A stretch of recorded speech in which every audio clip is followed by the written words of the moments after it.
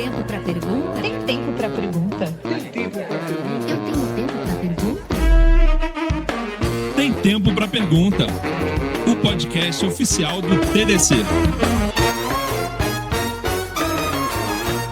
Olá, estamos de volta com mais um Tem Tempo para Pergunta, o podcast oficial do TDC, gravando mais uma temporada direto aqui de Brasília. E você sabe que o Tem Tempo para Pergunta é o podcast que traz aqueles assuntos e aqueles temas que influenciam, que impactam na sua carreira. E hoje a gente vai falar um pouco sobre educação corporativa em tempos de IA. E para falar sobre esse tema, estou recebendo aqui a nossa convidada, Andréa Ribeiro, que é consultora em estratégia educacional. Seja muito bem-vinda ao podcast, Andréa. Muitíssimo obrigada.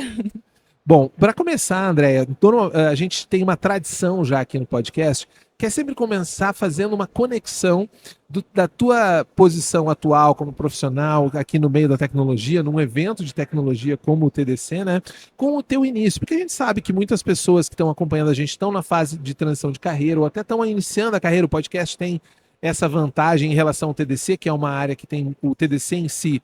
Ele é frequentado por muita gente técnica, que já tem bastante tempo de experiência. O podcast ele é mais horizontal, ele atinge diferentes nichos. Então, eu queria saber como que a jovem Andréa, lá no começo da carreira, foi descobrir que tinha um caminho para ela se desenvolver e que tinha relação com a tecnologia, ou se foi completamente ao contrário, se a tecnologia caiu de paraquedas na tua vida. Conta pra gente um pouquinho. Bom, olha, em resumo, eu posso dizer que comecei na educação mesmo, né? Eu sou formada como pedagoga, mas eu sempre entrei na pedagogia, na educação, sabendo que eu não iria para a sala de aula convencional, né? Para as escolas e tudo mais. Seu objetivo já era outro. Já era outro. E aí, com o tempo, trabalhando dentro de empresa, como designer instrucional, foi como eu comecei, eu percebi que eu tinha um interesse muito grande em fazer as coisas de forma diferente, né? Então, ao invés de começar apresentando algo do início para o final, eu começava pelo final, começava pelo meio, eu queria trazer alguma ideia diferente. E eu percebia isso no dia a dia. Eu percebia que as pessoas falavam: mas André, você tem resposta para tudo. Mas André, tudo você sabe. Eu falei assim: não, mas é porque para tudo tem uma resposta. Sempre tem uma solução. E eu acho que indo por esse caminho foi o que me levou a estudar inovação. Então, eu tenho mestrado na área de inovação e foi daí que eu dei o salto para a tecnologia. Por mais que eu diga e afirmo, inovação não é tecnologia, eu não posso também dizer que não tem como fazer uso da tecnologia para entregar um pouco de criatividade, de inovação, de diferença. Então, eu acho que nesse sentido. Então, eu comecei ali como designer instrucional, depois fui para a área de treinamento. Depois, por conta de questões pessoais, eu me vi tendo que empreender, então eu abri minha própria consultoria, que é a Midiar. E eu cheguei em Brasília ano passado, e logo quando eu cheguei aqui em Brasília, eu já comecei a me envolver com esse ecossistema de EdTechs, e hoje eu estou dentro do ecossistema do Instituto de Tecnologias Educacionais do Senai, como uma empresa residente lá dentro. Então, cada vez mais eu fui entrando nesse mundo de tecnologia junto com a educação. Muito legal. E é interessante ver essa sua visão, digamos assim, que está construída a partir da educação, porque a gente viveu nos últimos, talvez 20, ou acho que 20 anos é um parâmetro legal, uma pressão por inovação em todos os ambientes, né? E a pessoa, o indivíduo, diz assim: pô, mas o que eu aprendi, o que estava na minha lista de coisas que eu precisava aprender, era para cumprir tarefas específicas. E aí eu cheguei no mercado de trabalho dizendo: não, mas você tem que fazer diferente. Eu acho que isso foi transformando um pouco, daí, não só da tecnologia, mas acho que todas as áreas, o próprio perfil e o tipo de posicionamento frente à educação que cada indivíduo precisa ter no mercado de trabalho, né? Com certeza. E isso, eu diria que isso, hoje, a gente precisa estar atento desde os pequenos. Porque o mercado de trabalho que a gente tem hoje, que fala de inovação e tecnologia, não é o mesmo que o meu filho de 7 anos vai ter daqui a 15, 20 anos. Sem dúvida. As coisas que ele aprende hoje, eu tiro até uma base por mim.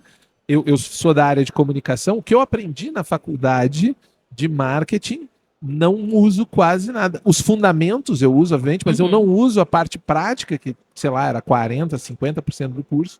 Nada, porque não é a mesma instrução mais, né? Não é a mesma prática. Não é. E assim, eu acho que assim, se engana muito e vai ficar para trás quem achar que falar de criatividade ou inovação é só para grandes empresas ou é só para algum cargo específico. Não, acho que qualquer pessoa, seja você dentro da sua casa, seja você dentro da sua empresa como colaborador, ou um diretor, ou um empreendedor, você precisa ter no seu dia a dia essa pegada de criatividade, de inovação, de uso de tecnologia.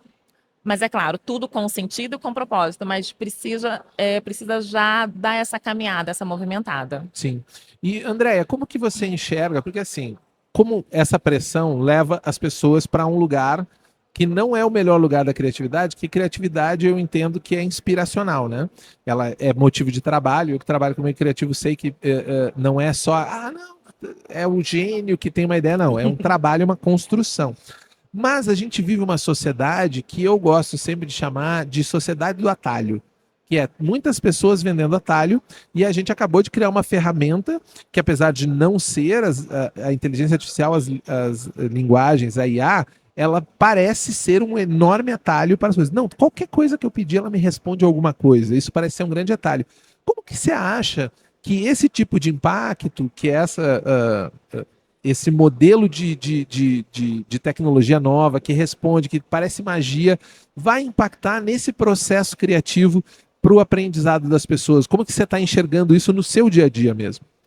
Olha, eu vou dizer para você que o principal é você ter um repertório. Porque se você tem uma boa base, um bom repertório, você consegue se relacionar e lidar melhor com as ferramentas. Eu vou te dar um exemplo. Hoje, dentro da minha consultoria, todo projeto que a gente tem uma agente de IA específica para cada projeto. Certo. Mas não adianta dizer que eu vou chegar para ela, vou pedir para você, desenvolve, sei lá, um roteiro para mim, um storyboard, que ela não vai fazer corretamente. Então, no que ela vai me ajudar? Ela vai me ajudar a estruturar, vai me ajudar a ter uma visão um pouco mais crítica de alguns detalhes, a entender o todo, principalmente se você estiver trabalhando sozinho em alguma demanda. Mas é preciso que você tenha um repertório de entender tudo aquilo que ela vai fazer, o que a tecnologia faz, qual a outra ferramenta que você pode usar, para poder você ver aquilo de forma crítica. Porque senão você fica muito refém dessa facilidade de achar que eu vou perguntar, ele vai me dar uma resposta. Eu vou mandar a tal ferramenta criar um infográfico e ele vai sair perfeito. Vou pedir para criar um vídeo e aquele vídeo vai ser o suficiente. Então a gente acaba reduzindo e esvaziando muito as entregas. Sim. Quando você não tem esse repertório e essa maturidade de entender que aquela tecnologia é apenas um meio para você conseguir chegar em algum lugar. Ela não é o final, ela não é aonde você quer chegar. É só a ferramenta, é um meio. E isso que você falou me lembrou uma chave interessante aqui, porque dá a impressão de ser um trade-off, né? Ou a IA vai resolver todos os meus problemas, eu não preciso pensar mais, ou ela é uma porcaria que eu preciso combater e ser contra, extremamente isolar ela da minha existência. Inclusive, eu agora me fugiu completamente. Eu estava tentando me lembrar enquanto você falava um dado, qual que era o Instituto de Pesquisa, deu um dado de que as mulheres, por exemplo, tinham muita resistência a incorporar o uso de IA no dia a dia, no desenvolvimento de qualquer tarefa delas. Como que você aconselharia, na sua experiência educacional corporativa, conciliar isso? Porque, como você falou, se eu não tenho repertório, as minhas experiências, meus resultados com a inteligência artificial vão estar, as minhas entregas, que eu acho que é a palavra muito importante que você usou, elas vão estar aquém de uma entrega que, se eu dedicasse tempo e trabalho daquilo, eu faria uma entrega muito melhor. Só que a minha gestão, a minha área estratégica está dizendo que eu não posso mais resolver aquele problema em 3 dias. Eu preciso resolver. Nós gastamos um caminhão de dinheiro em agentes de IA, em licenças e não sei o que mais. Não, isso aí tem que ser entregue em 6 horas, em um dia. Como que você trabalha isso dentro do seu processo? A gente tem uma palavra que diz que é fazer mais com menos, né? O conceito aí de agilidade. Só que esse fazer mais com menos, ele envolve você saber de que forma você vai utilizar. Então, eu diria assim, uma dica para poder você usar de uma forma melhor a ferramenta IA como um todo é, primeiro, fazer um básico bem feito. Uhum. Então, assim, as empresas hoje, os profissionais querem utilizar ferramentas, tecnologias, só que até saiu uma pesquisa há pouco tempo atrás que eu vi, falando que as empresas elas estão assim um pouco perdidas porque elas estão utilizando a IA, mas não está tendo aquele retorno financeiro no negócio. Sim. Porque aí tem duas frentes. Uma coisa é eu usar para melhorar, otimizar o meu trabalho, e a outra é para dar um retorno no negócio. Então, eu acho que primeiro é pensar como é que eu melhoro o meu trabalho. Sim. Então, foca no básico. Então é para fazer uma escrita bem feita. É para ter um agente de IA que vai fazer alguma coisa que era muito técnica, que eu não preciso fazer, responder um e-mail, preencher formulário, dar retorno de alguma coisa. Então, começa com essas questões mais burocráticas, mais administrativas, que é mais fácil você criar parâmetros, né, que são fixos para poder analisar aquilo ali, antes de você querer fazer algo muito elaborado, né, que deveria envolver pessoas. Até esses dias mesmo eu estava conversando com uma colega e ela falou, daqui a pouco a gente vai ter que trabalhar pensando, quando que entra a pessoa aqui nesse projeto? Porque Sim. parece que E às tudo vai vezes parece ser- que tem umas coisas muito doidas que vou escrever meu e-mail, aí tem uma IA dizendo assim, eu te ajudo a escrever o e-mail. Legal, aí eu mando o e-mail para a pessoa, que é escrito pela IA, e tem uma outra IA na outra ponta, eu resumo o e-mail para você na outra ponta. Então, será que não era melhor eu ter mandado 3 palavras só para outra pessoa, sem, né? Porque a gente vai colocando camadas, que nem você Sim. falou, né? Camadas de coisas que não necessariamente, porque até não tem, as empresas têm dificuldade de ter uma métrica para dizer o que é, que tipo de retorno eu esperava da inteligência artificial no meu Isso. processo de trabalho. E até quando a gente está falando do maior crise, que eu acredito, e até queria te ouvir, porque é o tua principal, a maior crise corporativa, no ponto da gestão do conhecimento, é onde está o conhecimento. Né? Ele está só na cabeça das pessoas, ele está na minha estrutura, ele está naquele, eu brinco, o fantasma da cultura, né? Porque é quase que uma entidade. Não, a minha empresa tem cultura, mas aí se todo mundo trabalha de casa, acabou a cultura, ninguém mais, né? Se todo mundo trabalha no home office. Como que você enxerga isso no seu trabalho? Olha, e é legal você falar de cultura, né? Porque há pouco tempo eu tive uma conversa com uma amiga, né? Eu faço um livecasts, né, no meu canal do YouTube, Legal. justamente com esse propósito de trazer repertório. Então, eu trago pessoas de áreas diferentes para conversar. E a gente falou sobre cultura de aprendizagem tem pouco tempo.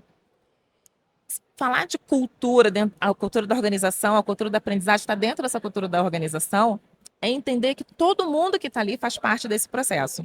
Então, quando eu falo em desenvolver conhecimento, né, ingerir esse conhecimento, eu estou dizendo que todos fazem parte. Então, cada momento que eu me relaciono... Isso aqui que a gente está fazendo agora, a gente está desenvolvendo conhecimento. Sim. Faz parte Você disso. fala uma coisa, eu já me puxo um gatilho, eu lhe engatilho uma outra e a gente está fazendo uma Exato. construção. Então, as empresas têm que ter cuidado e não achar que gerar conhecimento é só aquele treinamento formal, que tem lá os dias, a hora para começar, a hora para terminar. Não é só isso. Eles precisam valorizar muito mais os encontros de comunidade, valorizar momentos de espaço para networking, para conversa. Isso faz parte da gestão do conhecimento. E aí, isso me lembra também um projeto que a gente fez que a gente precisou mapear o conhecimento dentro da empresa.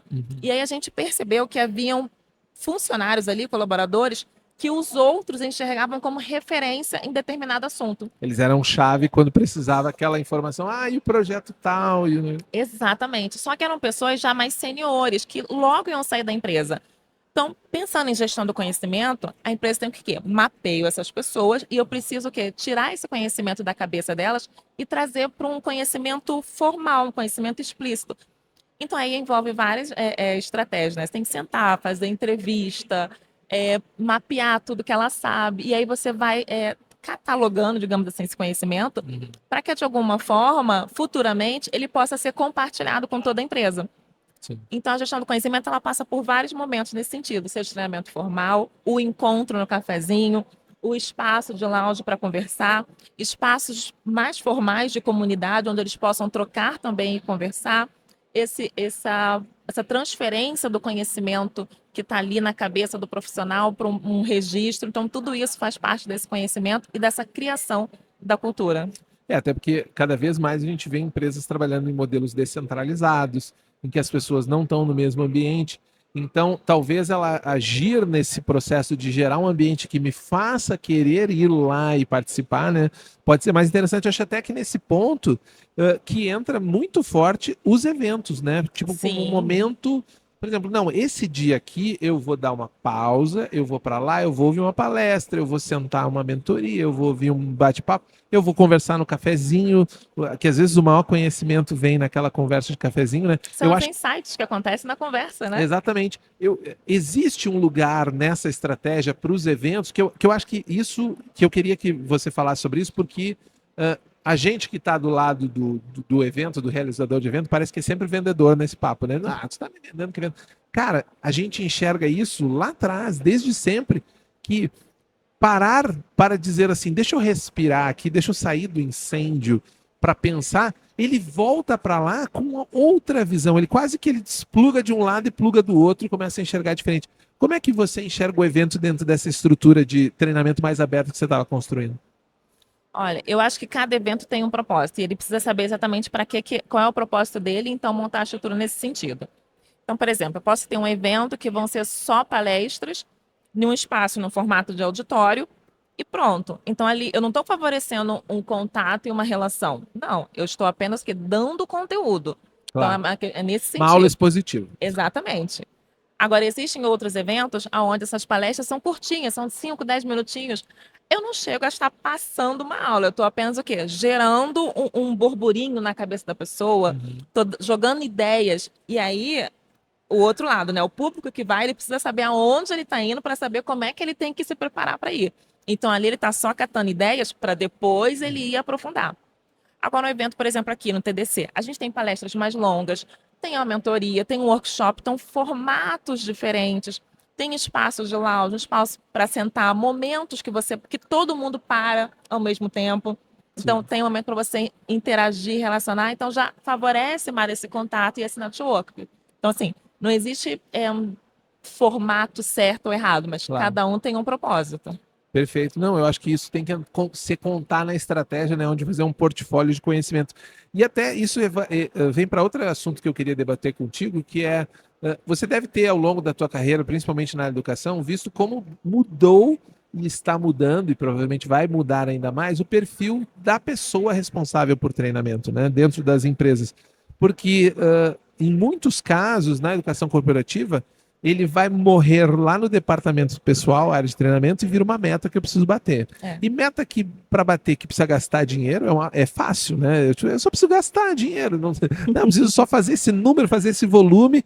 Como que você vê essa mudança de perfil da pessoa responsável pelo treinamento? Ainda bem, as áreas estão cada vez mais direcionadas e entendendo que é um trabalho muito mais de desenvolver o indivíduo do que de bater metas. Então, elas estão cada vez mais preocupadas em entender qual é a melhor forma, né? E aí entra muita parte da educação. Qual é a melhor metodologia de aprendizado para eu passar para essa pessoa? Qual a melhor estratégia que eu posso utilizar? Qual o melhor ambiente que eu posso favorecer? O que ele quer aprender? Então, eles começam já a pensar nesse sentido de fazer um diagnóstico para entender o que ele já sabe, o que ele quer aprender. E dentro do que ele quer aprender, o que relaciona com a estratégia da empresa. Porque é óbvio, tem que fazer sentido para a empresa também. O que ele quer aprender e o que vai ser utilizado dentro da empresa. Então, já consegue fazer esse caminho de educação, de formação, que favoreça o indivíduo, mas que favoreça também a empresa. Mas esse é um trabalho ainda assim aos poucos, assim. Sim. Mas já acontece, já tem empresas que trabalham com espaço de experiência, no sentido de entender que aquela pessoa pode errar num processo novo, numa posição nova, e aí existe um espaço para que isso aconteça com segurança, que tem alguém ali para direcionar, para encaminhar. Então, assim, são processos que vêm acontecendo, uma mudança que vem acontecendo cada vez mais dentro da área. Legal. E você, como falou, você reside hoje a sua empresa dentro de um processo do Senai, né, de uma estrutura, e a gente vê crescer muito em vários espaços a questão dos hubs de tecnologia, né? De você tentar agregar, porque daí você não está mais falando de uma empresa específica, né? Você está vendo várias empresas se agregando no mesmo lugar com o objetivo dessa troca. Como que você acha que isso está impactando esse desenvolvimento e qual que é a vantagem para além de, digamos assim, tem muita gente que fala assim, é um escritório barato, né? Levar para um hub de tecnologia. Como que isso impacta no dia a dia essa produção de conhecimento? Olha, faz muita diferença. E aí eu volto lá no que eu falei, no repertório. Faz muita diferença, porque aí eu tenho colegas lá de startups que são da área financeira, da área de 3D, da área de eventos, da área de educação corporativa, enfim, são muitos. Então, ter esse contato me ajuda a enxergar melhor o meu negócio. Eu não preciso aprender só de educação para falar de educação. Então, poder lidar com essas pessoas de diferentes áreas faz diferença. Então, o Hub de Experiência, ele é muito rico nesse sentido, que ele te permite ter contato com pessoas e áreas diferentes e poder ganhar com isso. Mas é claro, quem vai tem que ir com essa ideia de que eu estou aqui não só para trabalhar, mas para trocar. Eu não posso ir lá só achando, como você disse, que é só um lugar barato para eu ficar e eu me fechar ali no meu cantinho e pronto. Tem que estar um pouco mais aberto a Sim, participar, é preciso. a desenvolver. E aí, nesse sentido, você está próxima de várias outras empresas. Eu queria saber como que você acha que está a nossa maturidade falando em mercado de gestão de conhecimento corporativo mesmo. Porque a gente vê hoje uma farta oferta de conteúdo. Hoje você abre o celular, tem conteúdo, tem curso, tem de graça, pago, de qualidades da duvidosa até a excelente, que até fica difícil, né? A gente tem muito ruído, né, no universo Sim. de conteúdo, de conhecimento do que você pode fazer. Como que você acha que está a nossa maturidade hoje, pensando aqui no universo até de Brasília, né, que é onde você está inserida, para filtrar esses processos e poder tirar um pouco de vantagem nisso? Essa proximidade com outros agentes ajuda? Ou isso não tem nada a ver? Depende muito da liderança? Como que você enxerga? Depende muito da cultura da empresa, da liderança e da cultura. Porque, por exemplo, é muito comum, ainda mais quando a gente fala da área de treinamento, de desenvolvimento, que eles sejam o último a serem chamados para o processo. Então, por conta disso, o tempo é sempre mais apertado para fazer uma entrega, para fazer um bom trabalho, um bom desenvolvimento. E com isso acaba que isso acaba sendo parte da cultura. Então, se eu tenho uma cultura onde o tempo é escasso e a entrega precisa acontecer, nem sempre você consegue fazer um desenvolvimento de um trabalho que seria da forma que você gostaria. Sim.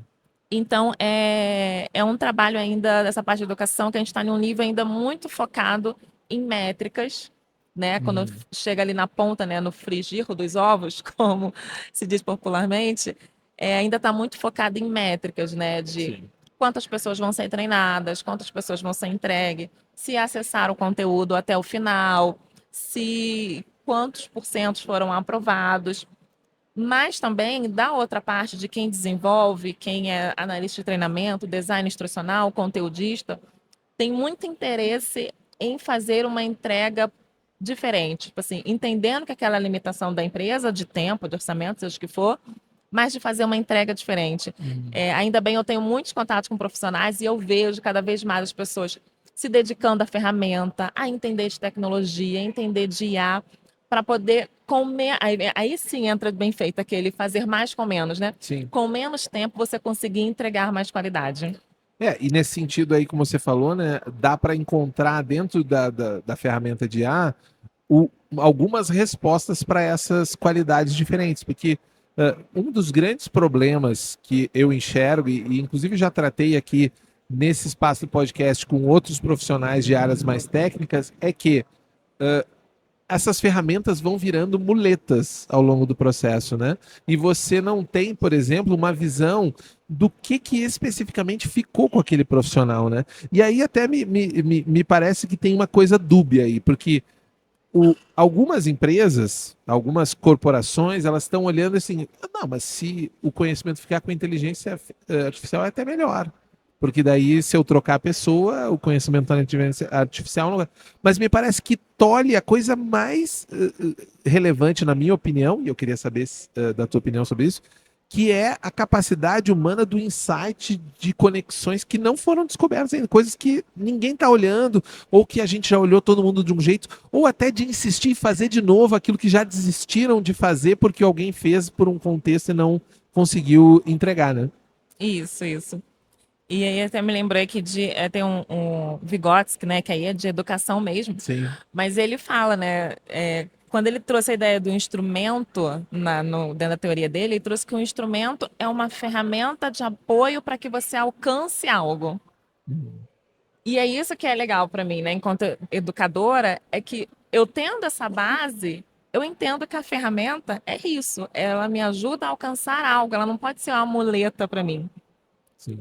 E é isso que a gente tenta sempre passar, né? Quando a gente fala em desenvolver conteúdo, desenvolver educação, como você falou, hoje a gente tem conteúdos de todas as formas. Qualquer pessoa hoje produz conteúdo, não só um conteúdo para ser entregue e vendido, mas quando a pessoa abre ali uma rede social e fala, Sim. está produzindo conteúdo, né? Diz que hoje a quantidade de conteúdo ela dobra em pouquíssimo tempo, né? Muito diferente do que há 30, 40 anos atrás. Isso.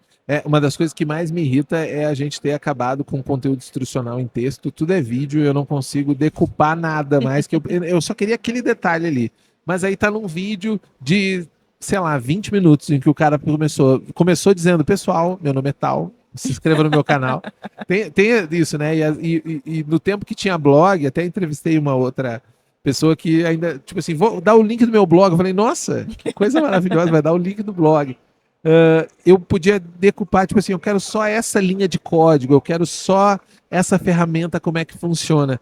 Isso, sem dúvida, se tornou um jeito diferente de eu lidar com a minha busca por conhecimento, né?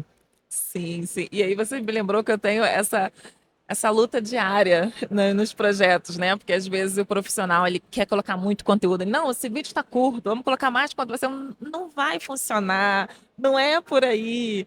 Ou então, se é um conteúdo, você aí gravou um treinamento de 1, 2 horas, você, não, vamos deixar lá na plataforma para acessar. Você não vai acessar.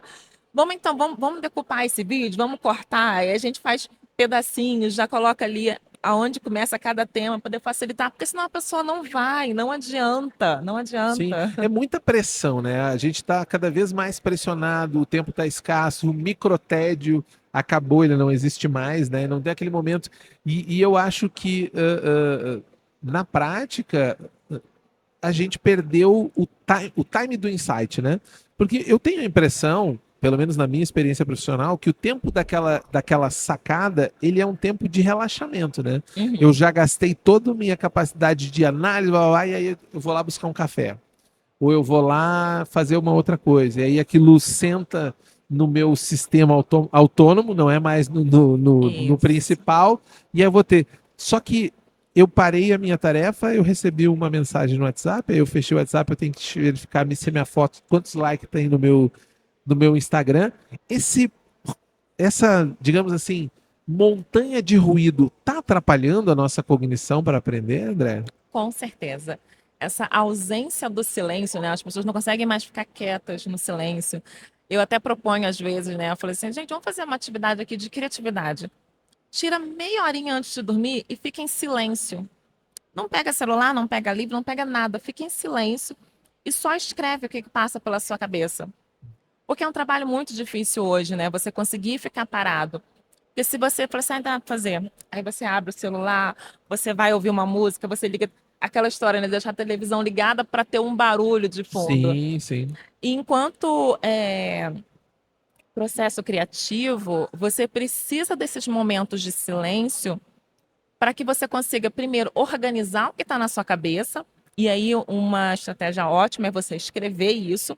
Você começa a escrever, porque aí você vai organizando essa informação, esse conteúdo, mas também se dar a oportunidade de fazer tarefas mecânicas. O que seria isso? Pintar, cozinhar, coisas, até dirigir, passear com o cachorro. Ontem mesmo eu falei sobre passear com o cachorro.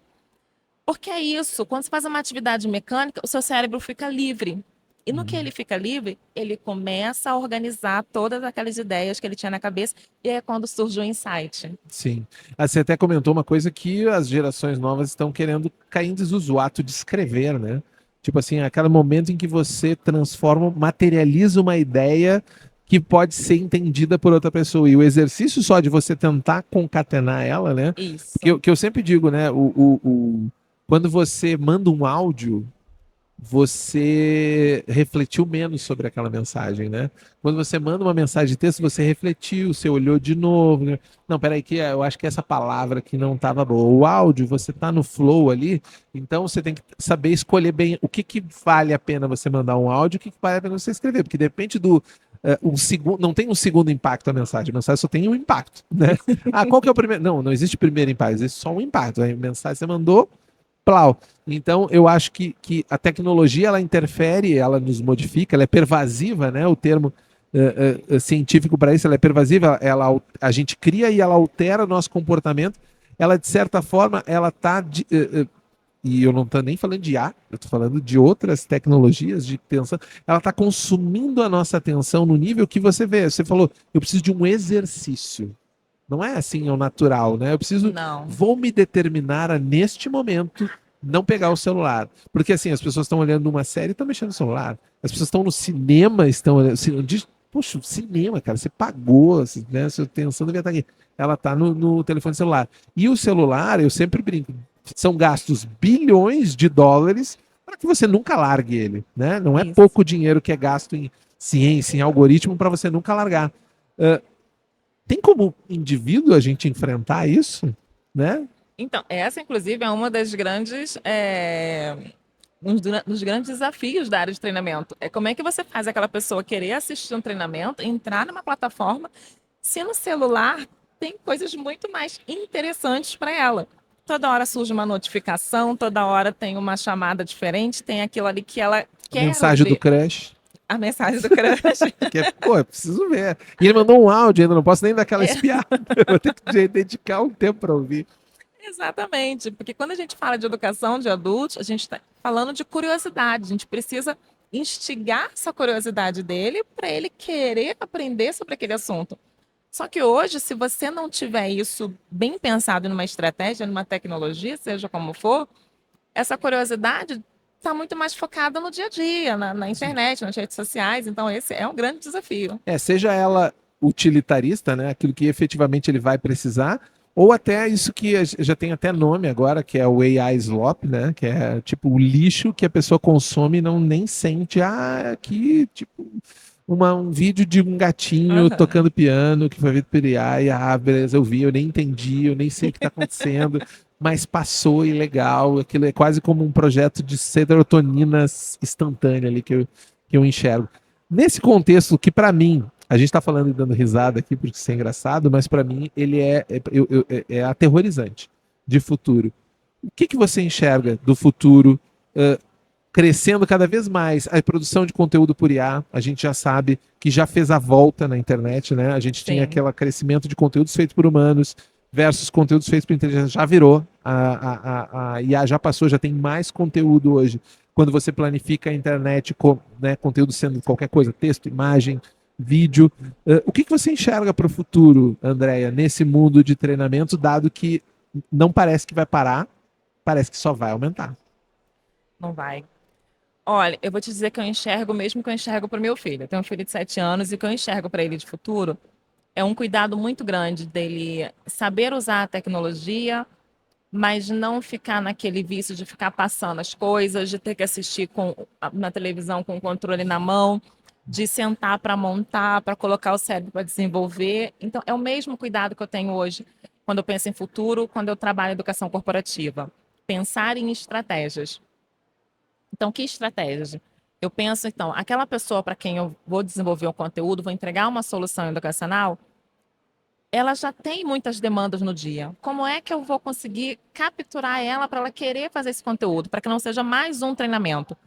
E aí eu tenho que pensar nisso no sentido de não só favorecer a empresa, mas favorecer ele. Então eu sempre penso, posso conversar com alguém que é o público-alvo? Posso passar algumas perguntas para entender o que ele quer de verdade? Inverter a lógica dessa produção, né? A partir do que eles precisam. Isso. Eu sempre digo que eu tenho 3 clientes. É a pessoa que passa a demanda para mim, a pessoa que demandou ela, que normalmente quando a pessoa de treinamento vem... uma pessoa de meio. Exatamente. Né? Então eu tenho ela, a pessoa que demandou ela e a pessoa que vai receber esse conteúdo. Então eu preciso saber exatamente qual é a expectativa dessas 3. Então quando eu começo a entender o indivíduo nesse sentido de analisar esse diagnóstico, eu consigo enxergar o que eu vou entregar. Então, acho que cada vez mais, pensando nesse futuro, é isso, é entender o que o indivíduo quer e trazer estratégias que favoreçam a ele no sentido de otimizar até a carga cognitiva.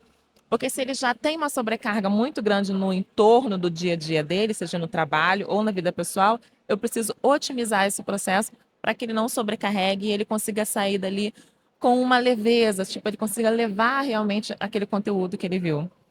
Bacana. Andréia, nosso papo tá incrível. Eu sou um apaixonado por educação, adoro falar com pessoas educadoras porque elas sempre me engatilham pensamento. Eu tô com a minha cabeça aqui cheia de ideias, mas a gente tem um tempo para cumprir e eu não posso encerrar sem cumprir mais uma tradição aqui do nosso podcast, que essa é eu vou te pegar de surpresa mesmo, que é o seguinte. Todo podcast a gente pede para o nosso convidado trazer uma dica cultural, alguma coisa que você carrega na sua bolsa, no seu dia a dia. Pode ser um livro, uma dica de um filme que você gostou, pode ser, né, uma bolsa hipotética, não necessariamente uma bolsa física, né? Alguma dica, ou até mesmo um processo, um canal no YouTube, é o que vier primeiro na sua cabeça, que pode tanto enriquecer um pouco esse papo que a gente falou sobre educação aqui, ou se você quiser sair também, é com você. O que você acha, o que você quer deixar de dica para nossa audiência? Tá, então eu vou deixar 2 dicas, posso? Ótimo. Melhor ainda, eu pedi uma, ganhei 2, 100% de aproveitamento. Eu vou deixar uma dica que serve para todo mundo, inclusive para quem não está em Brasília, que é o que eu falei aqui. Tira 30 minutos antes de dormir e fica ali no silêncio. Só para e vê o que está na sua cabeça e escreve. Faz isso pelo menos por 5 dias seguidos.